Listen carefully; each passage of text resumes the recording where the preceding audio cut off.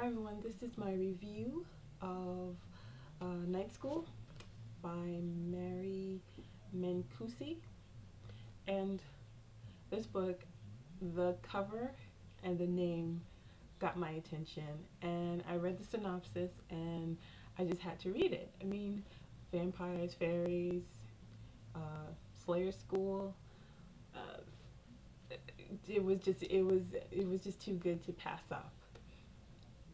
Okay, the plot of this book basically is this is about Rain and Sunshine. Yes, lovely names, right?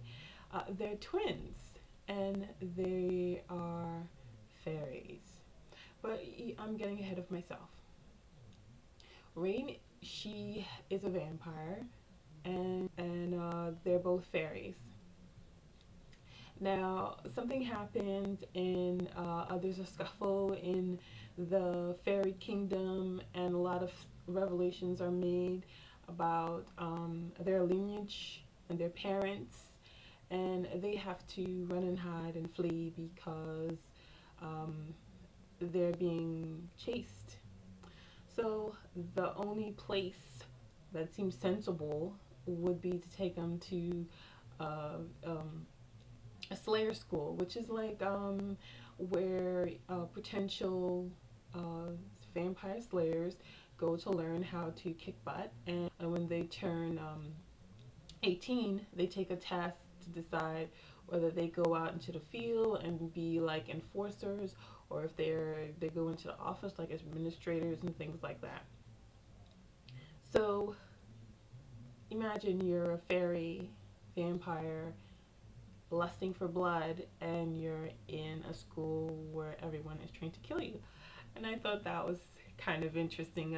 I had never seen a twist like that before, so I just hungrily started reading, and the book starts off like straight out of the gate. It's like it's high octane stuff starts happening, and and then we get to about the 90s until about maybe I don't know, 120 something.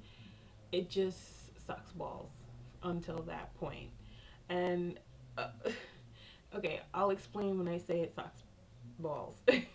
It's because what happens is, like, uh, Rain loses control and she steps over the line and she succumbs to her bloodlust, and then she starts this whole self-loathing business. And it's understandable, as human nature, when we mess up and we make a mistake, we kind of, hold ourselves eh, accountable over and over again, and that is realistic. But to read it over and over again is annoying, and I did not like that. There's like a subplot in the story involving the school and something menacing that's going on there.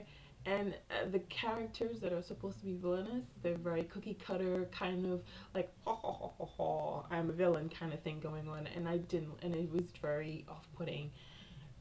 But once you read past that, the story picks up again, and it's all about the twins and them finding out how to get out of the situation they're in. One is abducted, the other one goes to find her, and there are like all these other elements that little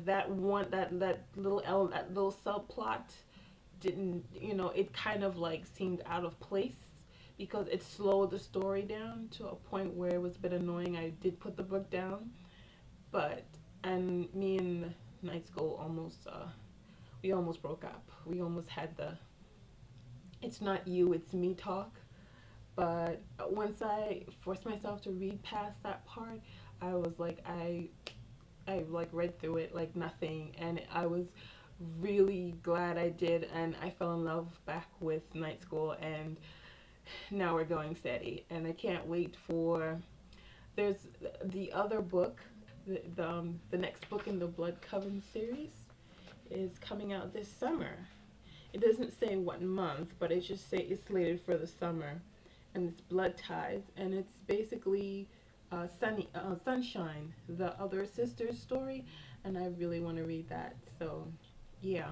And there's a little excerpt. It's like a couple pages, and so far it's really good. So, I'm gonna pick that up and do a review on that soon.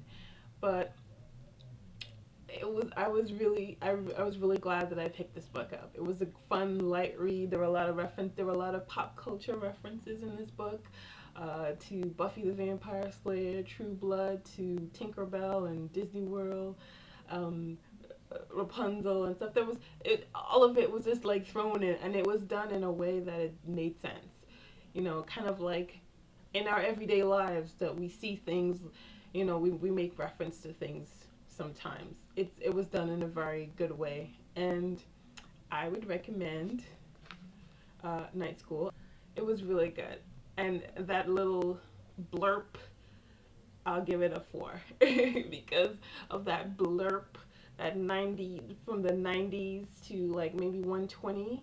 It was that little side story, right? And you take that little side story out, although it makes sense because it leads into the other book. It still like throws the pace of the story off. And you know, if you're like me and you get like, you know, and stupid characters like annoy you and force you to put your book down, then you will do that. And that is like really, and that kind of takes away from the book, which I don't think it deserves. But that's just me. Those are my little pet peeves, and I'll give you my little likes and dislikes. Basically, I liked the story and the concept. The pace was nice, uh, excluding the little side story part. The pace was very good. Dislikes. Yeah, I did not like the fact that Miss Rain spent like uh, chapters loathing over her vampiric bloodlust and the fact that she ruined this guy's life, Corbin, which leads me to my other point. I didn't like the fact that she kind of, it seemed like she was interested in him romantically, but as soon as he finds out what she is and he's all disgusted and whatever, it turns, you know, and she like is reunited with her boyfriend. All of a sudden he's whatever she had with him, it wasn't real. It's not like, you know, it pales in comparison to what she has with Jaredith, which is a crazy name. But yeah, so I didn't like that. But other than that, you know, just little you know, these were just my little pet peeves. I didn't like that. You know, other people may think it's good for the story, the contrast, the conflict, or whatever. But for me personally, it was irking. It was irking. Um, so yeah, I thoroughly enjoyed the book, and I give it a 4 out of 5. So that's my little review, and I'll see you guys in my next video. Bye.